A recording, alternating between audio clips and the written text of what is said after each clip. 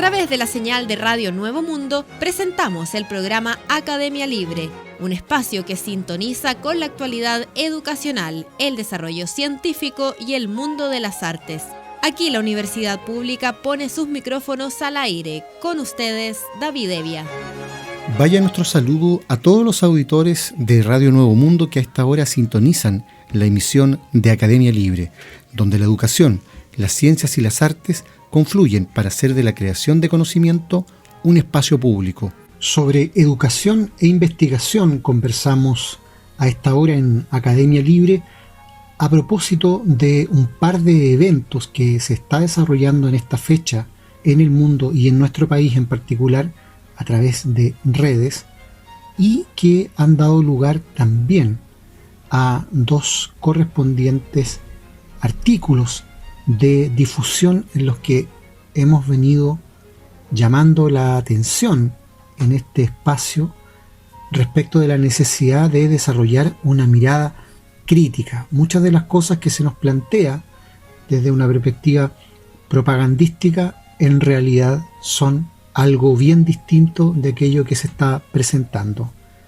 Es el caso de este artículo que publica Timeline.cl en Chile y que habla de lo siguiente: una enriquecedora e importante experiencia pedagógica vivirán 50 docentes de Arica a La Serena en la tercera versión del encuentro de emprendimiento e innovación educacional Babson Symposium para educadores, organizado por la alianza entre la Universidad de Antofagasta a través de su Oficina de Transferencia y Licenciamiento y la Fundación Luksic Scholars. ¿Escucharon bien? Precisamente Luksic fue lo que dijimos. El encuentro se desarrollará de manera online hasta mañana jueves 13 de mayo y está dirigido por los académicos internacionales Andrew Corbett y Matthew Allen del Babson College, expertos en temas relacionados con innovación y emprendimiento llevados a distintos ámbitos, como el pedagógico y el educacional en este caso. En esta versión del programa participan profesores de las universidades de Antofagasta, La Serena, Atacama, Arturo Prat, Tarapacá y Universidad Católica del Norte, previamente seleccionados. Los docentes recibirán una completa instrucción y perfeccionamiento de contenidos y herramientas pedagógicas para que puedan compartir estas materias de manera más efectiva e innovadora en las aulas. Para ello, se llevarán a cabo módulos como búsqueda de necesidades para las generaciones de ideas y la mentalidad para la educación emprendedora y la enseñanza del pensamiento y acción emprendedora, entre otros importantes tópicos, asegura el artículo sobre este simposio. La contingencia mundial tampoco quedará ausente con el módulo Enseñando en Pandemia, online y otras modalidades, que reforzará las herramientas pedagógicas de los profesores y su adaptación a los nuevos formatos de enseñanza que requiere la situación actual derivada de la pandemia por COVID-19. Para Alejandra Portillo, directora de la Oficina de Transferencia y Licenciamiento, la realización de este programa genera múltiples beneficios para la comunidad educativa. Para poder generar un desarrollo en el ámbito educativo, es fundamental el poder entregar herramientas a los docentes y especializarse en la enseñanza del emprendimiento y las nuevas tecnologías. Por eso estamos felices de poder realizar una nueva versión de este programa junto a expertos de nivel mundial y una institución como Babson College que asegura calidad e innovación en sus contenidos, afirmó. Para la personera es muy relevante poder apoyar a nuestros pares de otras casas de estudios superiores gracias al apoyo de la Fundación Luksic Scholars, que se traduce en 200 becas en los 5 años que dura este programa. Mientras que Jeff Swearing, director ejecutivo de Fundación Luksic Scholars, señala que estamos muy felices de poder brindar una nueva edición de este reconocido programa de Babson en Chile, aún atravesando esta pandemia queremos validar nuestro compromiso con la educación y el desarrollo profesional. Y esta es una gran oportunidad para ello, para que 50 profesores del norte del país adquieran conocimiento de exponentes en emprendimiento y difundan buenas prácticas a sus alumnos y en sus comunidades. Susana Rubilar, subdirectora de Transferencia y Emprendimiento Tecnológico de la Universidad de Antofagasta, afirmó que este programa es fundamental para fomentar y desarrollar un ecosistema de emprendimiento al interior de la universidad, puesto que instancias como estas nos permiten llegar a los docentes con temáticas y enseñanzas sobre el emprendimiento que luego compartirán con sus alumnos, transmitiendo el espíritu y las ganas de emprender, lo cual es un gran insumo para el trabajo que realiza esta subdirección, concluye. La versión online de este programa ha logrado adaptarse a las nuevas demandas educativas y esperamos que todos los participantes puedan disfrutar y aprender nuevas prácticas que luego lleven y apliquen en sus aulas virtuales, precisó sobre la materia la académica. Babson College, asegura el artículo, es reconocida como la universidad número 1 en la enseñanza del emprendimiento a nivel mundial y se destaca como un ejemplo del desarrollo y potenciamiento de la excelencia académica. El convenio firmado con esta entidad aporta el impartir estas materias de manera más efectiva e innovadora en las aulas, entregando aplicaciones de estudios de casos bajo distintas metodologías de enseñanza, sumando ello a un aprendizaje efectivo. Este programa ya ha preparado a más de 4.400 educadores de más de 1.100 instituciones alrededor del mundo para formar un creciente grupo de profesores innovadores en el campo del emprendimiento que entienden la importancia de crear conexiones entre la teoría y la práctica en la enseñanza. Una apuesta que sin duda ayudará a mejorar la calidad de la educación de la macrozona norte gracias al trabajo conjunto realizado entre la Oficina de Transferencia y Licenciamiento de la Universidad de Antofagasta y la Fundación Luksic Scholars. Asegura, subrayo la palabra asegura, este artículo. La verdad es que ya nos hemos encontrado con sorpresas semejantes de artículos que bajo un disfraz académico en realidad están escondiendo, y ni tan escondiendo, una suerte de propaganda muy intensamente focalizado en la idea esta de emprendimiento, esta bandera ideológica del sistema capitalista y de las autoridades de turno encuentra aquí precisamente un espacio para su retórica. Las universidades se vacían de exigencia y entonces se empiezan a llenar de este tipo de cosas que, más allá de lo excéntrico y de lo ajeno al ámbito universitario, precisamente inciden porque no hay una contraparte que esté ejerciendo desde adentro del campus la crítica. ¿Cómo es posible que se entienda por vida universitaria el acto de emprender? ¿Cómo es posible, por lo demás, que aquí se esté planteando que el futuro de la educación y de la investigación dependen, cito textualmente de nuevo, de compartir con los alumnos el espíritu y las ganas de emprender?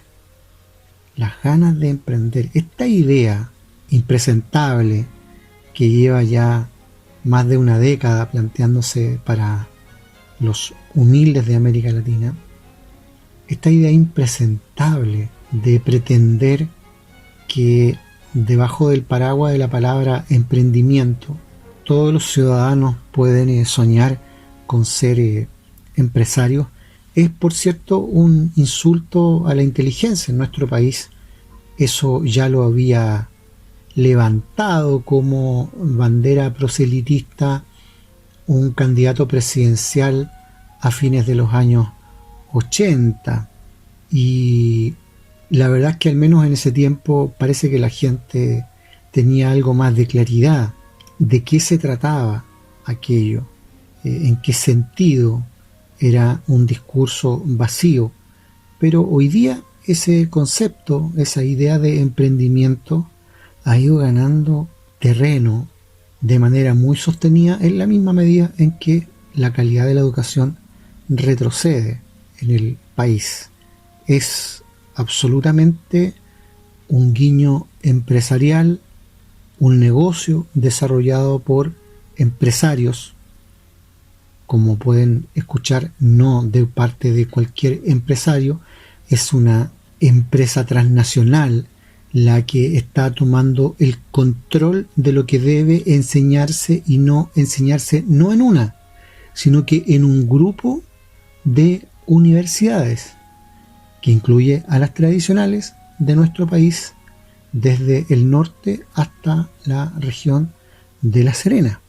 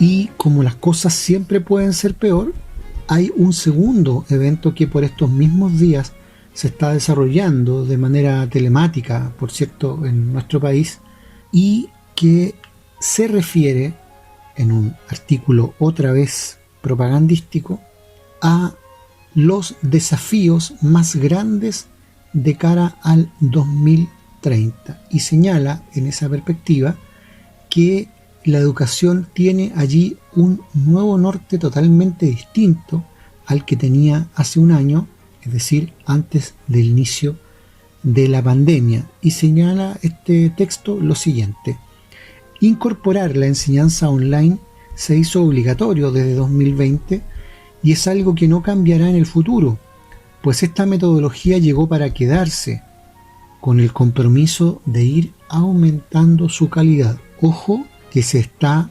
poniendo la situación de educación online como si se tratara de una metodología y no del mero soporte que se está empleando en la operación. Sobre este punto interviene Jorge Jutronic Fernández, consultor internacional en gestión universitaria y educación superior y uno de los expositores principales del Congreso EduTIC Online 2021, que se realiza durante el mes de mayo en curso y que cuenta con la participación de varios países de la región. El profesional asegura que la proyección hacia 2030 considera una combinación de educación en línea y educación presencial en forma adecuada para cada asignatura. Los nuevos modelos de educación hacia 2030 están siendo concebidos a partir de los aprendizajes que se están logrando en los procesos actuales y del significativo stock de conocimientos que se ha ido generando. Hay dinamismo a nivel internacional y es temprano para conclusiones definitivas, agrega Jutronic. Aquí de inmediato hay que desmenuzar su frase, porque él está diciendo que hay modelos nuevos de educación surgidos a partir de la coyuntura. Eso es absolutamente insostenible. Cuando hablamos de modelos de educación, estamos hablando de plataformas teóricas, no de herramientas tecnológicas. Estamos hablando de diferencias de opinión, de escuelas que tienen sus respectivos enfoques y que la historia de la humanidad ha conocido desde la antigüedad hasta nuestros tiempos, que ha tenido por una parte grandes corrientes y por otra que ha tenido también grandes personalidades, todas teóricas, todas con gran formación, y desde luego que esas personalidades y esas corrientes de opinión no están supeditadas en su enfoque a cuestiones de carácter coyuntural. No se trata de eso, pero además aquí en esta frasecita del señor Jutronic, que pretende hablar desde una supuesta plataforma universitaria, está planteando esto del significativo stock de conocimiento. Este señor está reduciendo el proceso de aprendizaje y el universo de conocimiento a las categorías del mercado. Por eso es que está hablando de significativo stock de conocimiento. ¿Qué es lo que está entendiendo este señor? Con suerte podríamos hablar de stock en el ámbito de la acumulación de datos, pero el conocimiento no es una acumulación de datos, es la asimilación de formas de relacionar realidades, que es muy diferente. Entonces aquí está la gravedad de este tipo de herramientas propagandísticas que el sistema ha echado a andar. Desde luego esto no podría tener la menor cabida en el discurso universitario siquiera hace 20 años atrás. Pero hoy día, donde ya difícilmente puede hablarse de la existencia de universidades, este tipo de discursitos es el que suele cursar. Hoy se presentan oportunidades en el mundo post-pandemia, específicamente en la oferta de nuevos programas híbridos con diferentes porcentajes de horas en presencial y virtual y la de una mayor cobertura geográfica. Adicionalmente, un aumento en la productividad y eficiencia en la ratio profesor-alumno por el mayor volumen de ocupación que permite el aula virtual. La educación virtual llegó para quedarse. El mayor obstáculo a una mayor oferta de educación virtual en 2030 sería una regulación que no acompañe los cambios. agrega por su parte Mariana Rodríguez, ojo con el cargo, presidenta de Empresarios por la Educación, EXE, emprendedora y gestora de instituciones de educación superior en Perú, quien es parte de los conferencistas internacionales del Congreso. Es decir, hoy día se le llama conferencista internacional en el ámbito académico a un par de personas que vienen del mundo empresarial a presentar y promover su mercancía, porque esta señora Rodríguez está hablando lisa y llanamente, cito de nuevo, de la oferta de nuevos programas híbridos.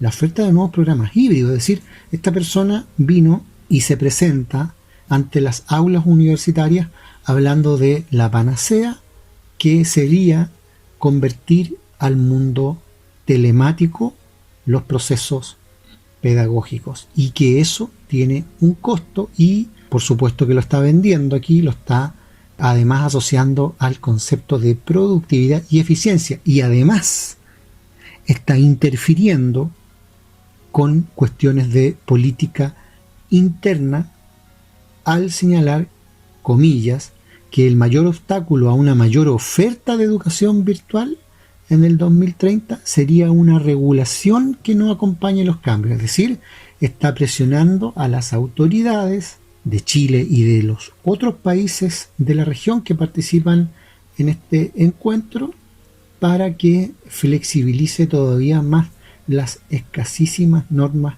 regulatorias de este tipo de estafas. Javier Martínez, consultor internacional de educación y parte del panel internacional de este evento supuestamente educacional, asegura que se necesita establecer un proceso transparente y colectivo de reflexión para extraer lecciones de lo que está ocurriendo y a partir de allí definir hacia dónde se quiere ir. La educación va a ser una necesidad de por vida y no solo hasta los 25 años. Las universidades perderán el monopolio de los títulos, que cada vez serán menos importantes para acceder al mundo laboral. Hoy son el único pasaporte para tener un trabajo y las universidades se han aprovechado de ese privilegio para hacerse imprescindibles, señala.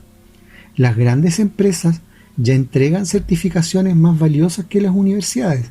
Cada vez hay más entidades ofreciendo programas cortos y actuales que te habilitan para acceder a un puesto de trabajo.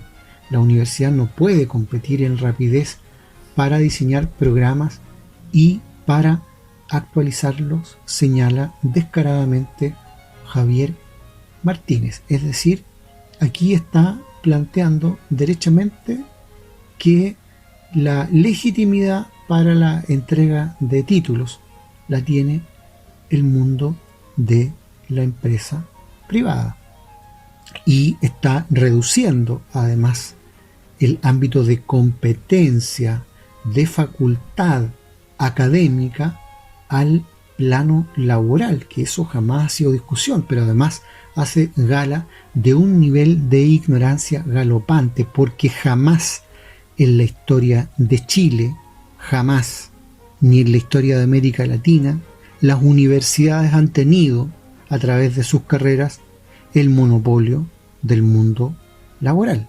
Eso jamás ha sido así. Tras el análisis de los supuestos expertos internacionales a los que estamos citando aquí, el artículo hace una lista de los desafíos que supuestamente nacen tras la pandemia mirando hacia el año 2030. 1. Nuevos programas. Crear programas según las características de los alumnos, por ejemplo, teniendo presentes las diferencias entre matemáticas y física experimental, y así en la mayoría de los casos. Y muy importante, teniendo presentes las diferentes necesidades de los estudiantes. 2. Rediseño del proceso. En el mundo virtual, mantener 50 carreras iguales con 200 profesores que dictan las mismas materias no es lo más efectivo. Se debe realizar un rediseño completo del proceso educativo, mediado por tecnología formal e informal y nutrido por multitud de fuentes. Y ojo con las fuentes. Aquí se pone como fuente de acceso al conocimiento académico, YouTube. Y a eso se suman las comunidades de aprendizaje, el acceso a expertos y tutores, artículos, talleres, cursos cortos y eminentemente prácticos. Pero la lista la encabeza YouTube. 3. Educación híbrida. Se presentan oportunidades en el mundo post-pandemia, específicamente en la oferta de nuevos programas híbridos con diferentes porcentajes de horas en presencial y virtual y la de una mayor cobertura geográfica. La educación virtual llegó para quedarse. El mayor obstáculo a una mayor oferta de educación virtual en el año 2030 será contar con una regulación que no acompañe los cambios. De nuevo, la presión a las autoridades respecto de dar una salida completamente libre de mercado a la educación. 4. Nuevos modelos de educación. Los nuevos modelos de educación hacia 2030 están siendo concebidos a partir de aprendizajes que se están logrando en los procesos actuales y del significativo stock de conocimientos. Aquí aparece de nuevo la expresión asquerosa, stock de conocimientos, que se ha ido generando. Hay dinamismo a nivel internacional y es temprano para conclusiones definitivas. 5. Deserción estudiantil. Se observan diferentes situaciones institucionales. En algunos casos la deserción es moderada, en otros es alta. Es crítica la capacidad de las instituciones para abordar la retención en las circunstancias actuales y se observan asimetrías entre ellas. La crisis pandémica ha agregado factores adicionales para la deserción: limitaciones de infraestructura digital, inequidad en el acceso y uso, dificultad de atención y estrés, interferencias domésticas, insuficiente preparación para la educación virtual efectiva, insuficiencia económica. A futuro, la educación virtual utilizará modelos y metodologías que facilitarán el compromiso y permanencia de los estudiantes, principalmente a través de experiencias empáticas de calidad y efectiva en los aprendizajes, en la colaboración y en su desarrollo personal según sus intereses. 6. Armonización curricular. Preparación de docentes y estudiantes para la educación virtual. Esta preparación debe ser técnica, psicosocial, ambiente familiar, entre otros aspectos, y buscar apoyos complementarios que son necesarios para estudiantes y profesores, el desarrollo de resiliencia y capacidad de adaptación e innovación, así como la formulación de nuevas políticas públicas efectivas. 7. Los nuevos docentes. Veremos cambios en los perfiles de los docentes. Tendremos docentes menos catedráticos. ¿Dónde están los catedráticos? Yo no los conozco en este país. Y más gestores y facilitadores de experiencias de aprendizaje. Tendremos docentes especialistas dedicados al desarrollo de contenido y experiencias de aprendizaje. 8. Dividir lo presencial de lo virtual. Se debe determinar los componentes de la educación que se puede realizar bien en forma virtual y otros que requieren actividad presencial y gestionar las soluciones para estos últimos. Revisar los métodos aptos para educación virtual y métodos que no lo son. 9. Asegurar el aprendizaje de los alumnos. Hay que replantearse cómo comprobar que las personas aprenden. Si estudiar, memorizar no tiene sentido, hacer un examen de respuesta múltiple es una pobre manera de evaluar, aunque de nuevo barata y masiva. Hay que analizar cuándo y dónde aprender y de qué forma apoyarnos en la tecnología. Acordar quién participa en el proceso educativo. Y 10, según este pasquín impresentable que estamos analizando, retener a los alumnos. La ventaja para el estudiante con la educación virtual es que tienen al alcance de la mano la posibilidad de elegir qué le interesa aprender y cómo. Antes estaba condicionado por la oferta que le quedara cerca de su casa. Hoy la oferta es mundial, lo que es un desafío para las universidades. Si no ofrezco programas interesantes y bien diseñados, pierdo a mis alumnos porque ahora compito con todo el mundo. Todos estos temas y desafíos que se avecinan, dice el artículo, están siendo tratados en el segundo Congreso EduTIC Online, la educación en transformación, que se realiza entre el 11 y el 13 de mayo y en el que participan más de 13 países 230 instituciones de educación, más de 1000 personas y 90 expositores. Aquí hay en marcha una cuestión sumamente peligrosa, tanto para el mundo académico universitario como para el mundo de la escuela.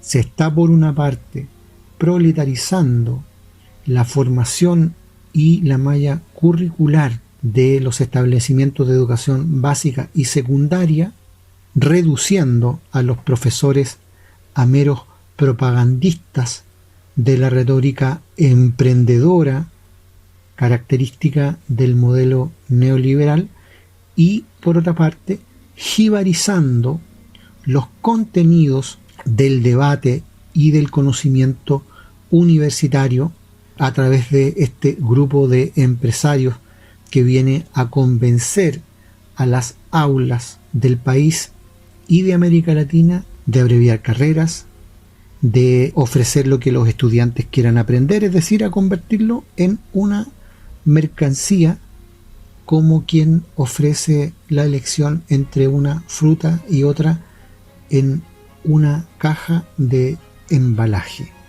Es impresentable, es grave, sí, por cierto, y uno echa de menos que los grupos organizados que dicen estar en contra de estas tendencias del sistema social no hayan levantado entonces la voz para hacer la denuncia correspondiente, no hayan a la fecha levantado una plataforma programática completa que muestre un camino alternativo a seguir, y lo más grave, probablemente no hayan levantado un proceso de elaboración teórico respecto de lo que aquí, sin contrapeso alguno en la interlocución, están aplicando, difundiendo y publicitando desde el sistema.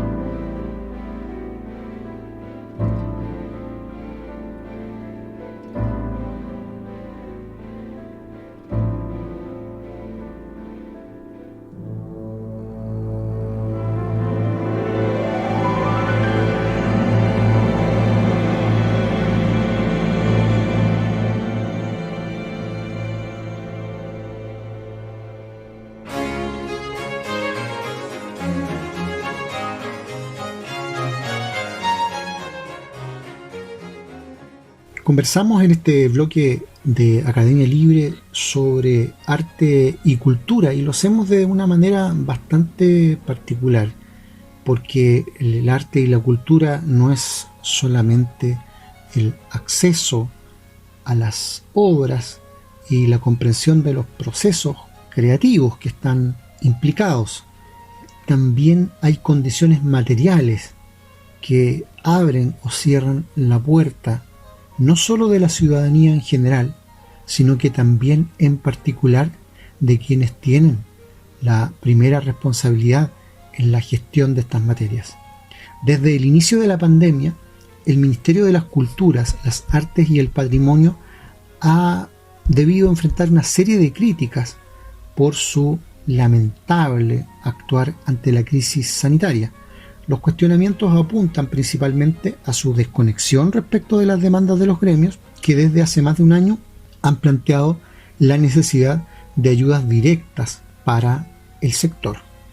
Sin embargo, hace algo más de 2 semanas, los trabajadores de la cartera llegaron hasta la Comisión de Cultura de la Cámara de Diputados para denunciar una serie de situaciones que se han dado al interior de la institución en el marco de la pandemia y la puesta en marcha del trabajo remoto.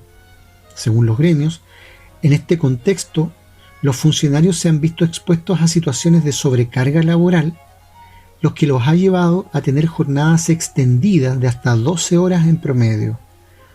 A esta realidad se ha sumado la imposibilidad de contar con los equipos tecnológicos adecuados para dar continuidad a las tareas administrativas del organismo.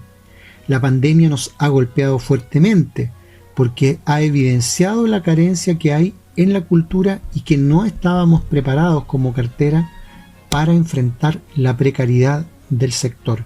Queremos que se tomen soluciones sin pasar a llevar a los artistas ni tampoco a los funcionarios y funcionarias, porque la sobrecarga es horrible, relató Patricia Torres, presidenta de la Asociación Nacional de Funcionarios del Ministerio de las Culturas, las Artes y el Patrimonio, AFUCAP. Ya veníamos arrastrando una sobrecarga laboral por los fondos, porque ese es el único mecanismo que tenemos para llegar a los artistas y a los cultores. Entonces, ¿cómo lo hacemos para poder reformular esta situación y que sea una conversación del mundo artístico con el Estado, pero que no se demore porque estamos en un momento de emergencia?, planteó la dirigente en conversación con los medios de prensa del país. Según la funcionaria, uno de los problemas que se ha visto acentuado en este momento tiene que ver con la falta de personal para dar curso a los convenios con los artistas que fueron beneficiados por los fondos concursables. En ese sentido, sostuvo que actualmente una persona puede estar a cargo de cerca de 600 proyectos, una cifra preocupante si se considera que las recomendaciones establecen que lo ideal es supervisar como máximo 120 proyectos. Firmar un convenio hoy demoramos mucho. Nos estamos demorando más de la cuenta. Hay una crisis gigante, comentó. De acuerdo a lo expuesto por los gremios, esta precarización se hizo evidente durante 2021, cuando los puestos de trabajo se vieron reducidos de 906 a 751 de acuerdo a la ley de presupuesto. A esta realidad se sumó un alza en las licencias por enfermedades profesionales. Estos permisos se vieron incrementados de un 0,7% a un 5,3% al interior de la cartera, según datos de la Asociación Nacional de Funcionarios de la Subsecretaría de la Cultura y las Artes, ANFUcultura. El escenario es complejo. Todo esto impacta en la provisión oportuna de los recursos para las personas naturales y jurídicas que los necesitan. Lo hemos señalado de manera muy insistente. El 50% de los trabajadores y trabajadoras que se desarrollan en el ámbito privado, gestores culturales, y que financian sus iniciativas por medio de fondos concursables, se encuentra sin ingresos desde el inicio de la pandemia. Esa es la tendencia, explicó Jorge González, presidente de ANFUcultura. Esta crisis de trabajo que relatamos necesariamente se relaciona con esta crisis institucional, donde no podemos cumplir como quisiéramos con la misión y la función pública que tenemos de poner a disposición de los ciudadanos los bienes y servicios culturales y, en este caso, los ingresos para los gestores culturales que hoy lo necesitan más que nunca, apuntó el dirigente. Para los funcionarios de la cultura, esta situación se vincula a cómo la cultura es percibida por las autoridades. No obstante, señalan que lo más crítico tiene que ver con la imposibilidad de dar curso de manera expedita a los fondos que hoy constituyen una de las pocas formas de subsistencia para los trabajadores de las artes. Es importante recalcar que aquí ha existido de parte del gobierno y en su momento del ministro Briones falta de voluntad política para entender esta cuestión. En ese sentido, esperamos tener un mayor diálogo con el ministro de Hacienda, Rodrigo Cerda, y poder tener resultados para que los trabajadores puedan hacer sus trabajos en dignidad y para llegar oportunamente a los ciudadanos, dijo Jorge González.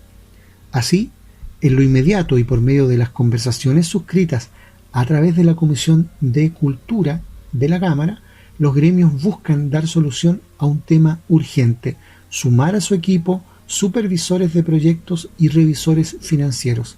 Esto, ya que actualmente existen regiones que no cuentan con estos cargos, lo que dificulta aún más la canalización de beneficios.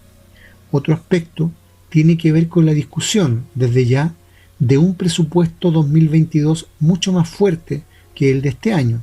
Todo ello con el objetivo de consolidar una institución capaz de dar respuesta a las distintas necesidades del sector de las culturas y las artes. ¿Y para qué? ¿Por qué es tan relevante fortalecer a los gremios dedicados desde el carácter de funcionario de Estado? Porque así la ciudadanía puede disfrutar, recrearse, aprender con una serie de iniciativas que se despliegan o pueden desplegarse en ese ámbito. Por ejemplo, Perdidos en Medio Juntos, que es el nombre de la 22ª Bienal de Arte País, la segunda más antigua de América Latina y la sexta más antigua del mundo, que ha tenido en los últimos días en su realización una importante presencia chilena. Por un lado, con Alexia Tala como curadora y una gran muestra de Paz Errázuriz, por otra, que incluirá su primera obra creada fuera de Chile. Además, en esta muestra se encuentran Francisca Aninat y Sebastián Calfuqueo. Esta versión de la Bienal conecta por primera vez con cuestiones que afectan al sur global, investigando asuntos relacionados con la historia contemporánea, la interculturalidad, las formas de conocimiento y la violencia, en especial en Guatemala, para establecer puntos de encuentro entre el arte y el contexto actual de América Latina. Perdidos en Medio Juntos busca hacer reflexionar sobre la crisis perenne que afecta al sur global y la sensación de sin salida que provocan ciertas interpretaciones del pasado, con su consecuente incapacidad de proyección a potenciales destinos. El presente de América Latina está caracterizado por antiguos discursos de intolerancia hacia minorías invisibilizadas que reclaman un lugar en la historia y por una vida tecnologizada acelerada que ha cambiado radicalmente las relaciones entre humanos. El título de la Bienal es una referencia a una publicación del año 2013 de la New World Academy de Jonas Stahl y Bach, que sostiene las acciones de visibilización de un grupo de refugiados que se encuentra prisionero de las contradicciones del marco legal que regula la inmigración en el mundo contemporáneo. Así, la Bienal propone un enfoque visibilizador desde una perspectiva indígena, un hecho muy relevante, siendo Guatemala uno de los países con mayor población indígena del continente. La Bienal tiene como base una investigación realizada por los comisarios de la Bienal e historiadores locales sobre diferentes aspectos sociales, históricos, culturales y geográficos que cruzan diversos períodos de la historia local, conectándose siempre con el presente guatemalteco. La riqueza cultural, climática y geográfica y la violencia histórica son dos rasgos del país caracterizado por la mezcla de la riqueza con la violencia. Guatemala es una sociedad multiétnica, pluricultural y multilingüe, donde conviven los pueblos indígenas maya, jinca, garífuna y los ladinos. Su diversidad se refleja en las 22 comunidades sociolingüísticas que componen el pueblo maya, que representa más de la mitad de la población nacional. El control y la manipulación de recursos materiales vinculados a la tierra, como ocurre en otros lugares del sur global, ha dibujado en gran parte una historia de violencias. El tema de la Bienal, alusión a uno de los grandes pensadores del presentismo, Reinhard Koselleck, pone el foco en la capacidad del sur de contar su propia historia con una mirada atenta a sus raíces y a su futuro.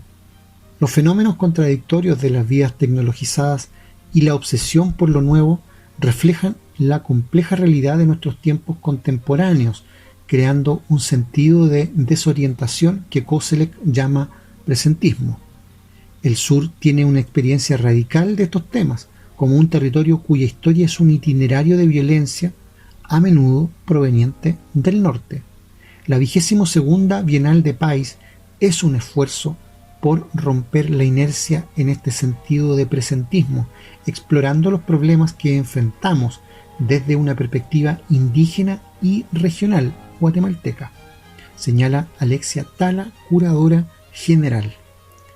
El simposio, que buscó construir una plataforma para la discusión del contexto cultural de Guatemala a partir de la Bienal Perdidos, analizó la ancestralidad de Guatemala junto con su historia de violencia y resistencia cultural. Este simposio ha tenido su evento principal el pasado día 8 de mayo y ha contado con la participación de Jonas Stahl, Jan Fermont, Gladys Turner, Hugo Quinto, Benvenuto Clavajay, María Jacinta John Riquiac, Julia Halperin, Ayrson Heráclito, Alejandro Viguria, Rosina Casal y Escobar, Beto Díaz Suárez y Anabela Acevedo. Es el eje temático que ha incluido además las exposiciones de distintos artistas. En el caso de la chilena Paz Errázuriz, incluye las primeras obras de la artista realizadas fuera de Chile, obras creadas en Guatemala expresamente para la Bienal.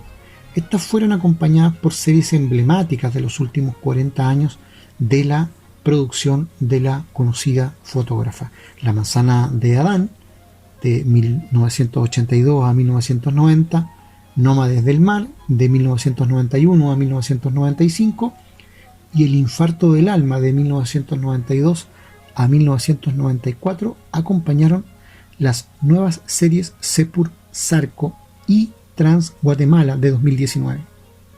Trans Guatemala es una serie de trabajos en colaboración con la comunidad transgénero guatemalteca. Sepur Zarco muestra por primera vez el rostro de las mujeres del juicio del homónimo caso judicial, un caso paradigmático por ser la primera denuncia en Guatemala de mujeres de la comunidad indígena por la violencia perpetrada por los soldados durante la Guerra Civil de 36 años, la primera vez que militares fueron juzgados y condenados por crímenes de esclavitud doméstica y sexual, y uno de los pocos casos donde se exigió traducción a una lengua maya en un juicio. Especialmente en la nueva serie Sepur Zarco, la importancia de la obra de Paz Errázuriz va más allá de la fotografía como acto de documentación de los rostros de mujeres indígenas, que los mantuvieron ocultos a prensa y televisión. Lo poderoso acá es la dignificación de la mujer mediante ellos.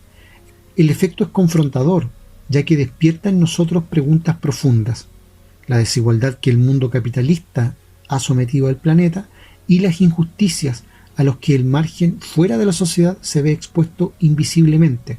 Todos estos conceptos crudamente relativos al sur global, dice Alexia Dalla, la curadora general, porque de eso se trata el arte, no solamente de generar procesos creativos, sino también de tener enfrente dimensiones estéticas a partir de las cuales reflexionar sobre la sociedad en su conjunto.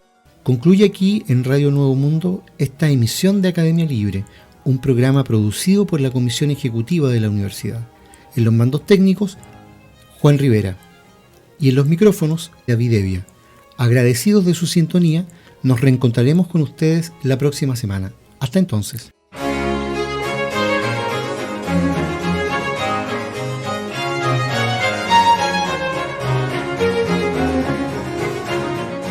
Concluye aquí este capítulo de Academia Libre, un programa que aporta miradas críticas a la construcción de la sociedad. Hasta una próxima oportunidad.